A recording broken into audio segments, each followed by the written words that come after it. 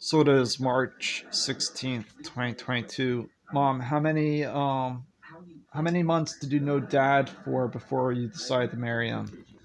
How many what? How many months or years did you know Dad for? Before I got married? Yeah. Let's see.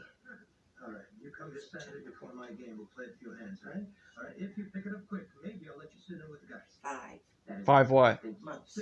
Months before you decided to marry him? No, that was 4.5 months. Okay. All right.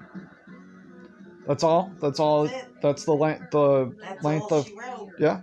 And actually, I'm counting from August, from the day he stepped on my toes. Oh. But we didn't go out until the middle of October. So it would be November, December, January, 3 months. Okay.